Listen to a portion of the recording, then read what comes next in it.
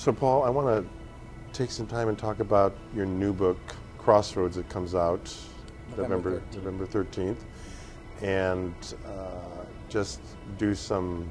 I'm just interested. I got a chance to see an early copy and read it, which was wonderful, and I wanted to first of all, just what's it like to have another book coming out after The Shack, and how does that, like how do you do another Shack, right? Well, you can't do another Shack. It was something that had a life of its own, unexpected. This is kind of on purpose, which is it's sort of different. This is sort of my first novel on purpose. Yeah. And frankly, the process wasn't hardly different at all for me, because I think every writer probably has a different way of doing things.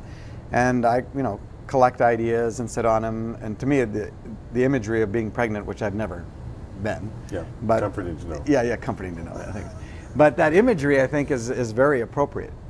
Everything is inside, and you ignore it for a while, and then it gets old enough where it starts to kick you, and you're a little uncomfortable about it, and different things remind you that, oh yeah, there's something growing here, and then there comes the time where it's time, and so it's an extended birthing process. Talk about how you would describe the Crossroads.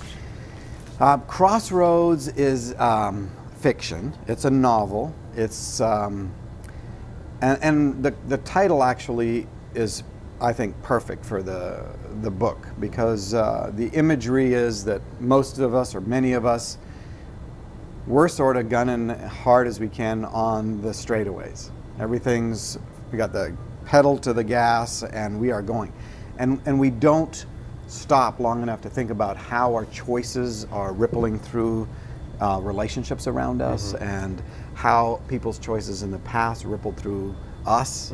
We're just trying to get to the next thing. And the main character is a very successful business guy. He is running and gunning hard. And life has a way of either bringing us to a crossroads, or we come to a realization that brings us to a stop. And crossroads are where interactions happen, relationships happen, where we have to make a choice to go left, right, straight, whatever. And sometimes those things aren't in our control. It could be an addiction that surfaces to the top. It could be a death. It could be illness. There's just a lot of things. It could be the economy, whatever, that suddenly everything sort of screeches to a halt, and now you have to take into consideration. So the main character gets caught in one of those crossroads. And you explore several interesting themes, but you also explore other characters, one of which is a young boy that is suffering from Down syndrome. Right. The Crossroads gave me an opportunity to do a lot more community, because Shack is an individual basically working out his salvation with fear and trembling, sort of. Right.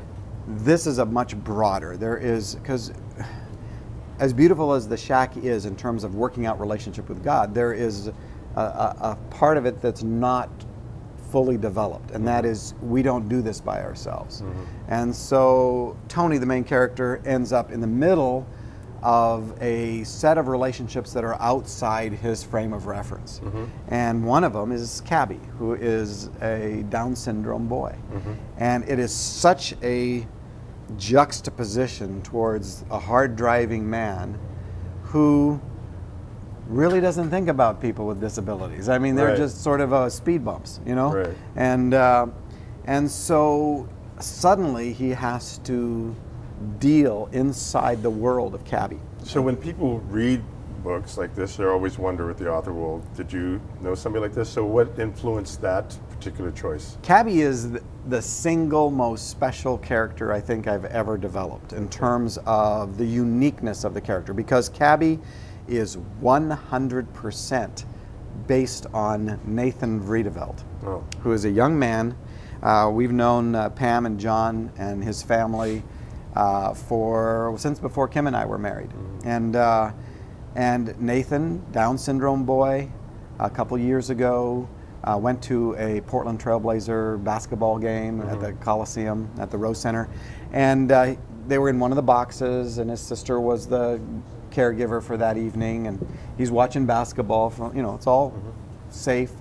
And Cabby, like in the book, Nathan is a hide and seeker. That's part of his joy of life. You know, he likes to hide and seek. And he needed to go to the bathroom, and his sister said, yeah, because the bathroom is inside the box, and no big deal. Well, she doesn't realize when he goes to the bathroom, someone's in it, and someone came in the door, and so he just slipped out into the stadium. Yeah. And so it was about 10 minutes before anybody figured out that he wasn't in the bathroom and he wasn't coming out. And by that time, he had gotten himself out of the Rose Garden, out into the freeway, and was killed by 2 cars. He got hit and killed by 2 cars. Oh, I didn't know that. Yeah. And so, you know, here we've got this huge loss. And so 2 years later, I'm working on the storyline this last January for Crossroads. And see, that's a crossroads, right? Yeah, yeah. And you didn't know that? I didn't know that. No. Yeah. So I thought, how cool would it be to get inside of Nathan and to fictionalize him, but he is a for real character. Everything you read in Crossroads about Cabby is true of Nathan, down to his favorite epithet, down to the things he struggled with. I talked for hours with mostly Pam, and I talked with John, but mostly Pam about stories. His mom. Yeah, his mom. And a lot of those stories are now incorporated, and it turned out to be this stunningly beautiful, and the reason it'll feel like, man, this is for real, it's because this is for real. So you again move from a character, very strong character, large themes. One of which is you explore the whole nature of the Trinitarian God, the social community of God, and the characters. And I'm always fascinated when people try and do that in the context of a story, because this is still relatively new. I mean, as odd as it sounds, new ideas inside of for Christians to be thinking about, or anyone. We haven't been thinking about the social community of God since the early church, kind of thing, you know. So they've been sort of voices crying in the wilderness. You know, we've gone on with production and performance. You know, well, that hasn't worked out so well. So now we're going to go back and take a look at relationship to see if there's any value to that. And that's what, and so because that relationship issue, it drives you back to having to talk about God in that way. Yeah. And it validates a crossroads anyway. Yes. Because this is fundamentally in our life, our damage comes through relationships, and so will our healing. Yeah. And part of the reason we're mad at God, or the idea and the concept of God we have, is because he's a non-relational being. Yeah. He's a performance master. Yeah. Right? So he's Plato's God in the distant, judging our performance and finding us wanting, of course. Yeah. And because most of us, frankly, have been damaged by relationships and we're not good at performance. Yeah. So we have to hide the fact that we're not good at performance in order to be religiously acceptable. But you try and capture that problem, that human problem, in a large story about God. Yeah. And you embed it in that. The last thing I ever want to do is be preachy about it in the negative sense that, oh, I got an agenda and I'm trying to win you over to our team, right? Yeah. And I'm blowing that out because I'm saying inside this social relationship of Father, Son, and Holy Spirit, everything was created, which includes every human being. Right. You know, and whether they know it or not, they were included in that kind of love and affection and servanthood with each other and submission with each other, and yet without the loss of personal identity. Absolutely. Right. Yeah. Tony ends up going into a coma through a series of unfortunate circumstances. Yeah. And in that experience, explores, through him you explore this larger thing that we all wonder about, that you call, instead of afterlife, the life after. Actually, I'm exploring the in-between more. Right. There's an in-between, but right. And I called life after as at what we're moving toward. Okay, got it. Yeah, and instead of afterlife. Because when people use that kind of language, they think that life is about what's happening just now. And so our perspective ends with death, and death becomes then the enemy. But if this is before life, or life before, and then we have life after, then there's the continuity as life itself. And I believe that we are eternal beings. What's interesting about exploring that for you? Why did you do that? That in between? Because it's an open space. It's a non-defined space. It's very ambiguous, and yet you have these little hints, not just in terms of our real life, but in terms of even the Hebrew Scriptures or the New Testament. You have, for example, Jesus in a historical document with witnesses having a conversation with Moses and Elijah on the Mount of Transfiguration, right? Yeah. What's with that? Where, how do these two real people bleed into current reality? From where do they come, and what's that space? And they're having a conversation with Jesus about events that are about to happen in Jerusalem. Would that apply to the 40 days after he rose? I mean, before he rose from the dead. I'm sorry, the 40 days after, when he reappeared after he died. Yeah, well, and there's a lot of things about that fascinate me. Right.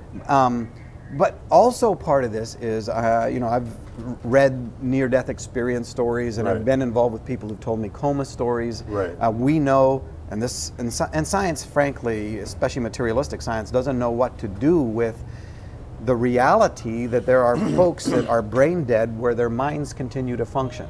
Yes. Right? Yeah. So we know that there's nothing. They're flatlined brain-wise. Right. And yet when they are resuscitated, they're able to tell you everything that took place while they were flatlined. Right. So their minds were active. Right. And then I've got stories, like a friend who became a friend of mine who lives up near where my parents are. He is a doctor from South Africa who came to Canada to practice. And this was a few years ago. And he had this experience of Jesus coming into relationship with him in a very deeply profound way. But he didn't know the lingo. He didn't know the religious side of it, right? And so he felt in his heart that he wanted to pray for, because he dealt with the process when people were slipping through the thin place into death. And he wanted to pray for him, but he didn't really know how to pray for him. So there was this one gal, old lady, and so he was going to go in and just pray for her and the best he could. Right. And he goes through the curtain, and the family's already around her. She's already in a coma. Her breathing is slowing down.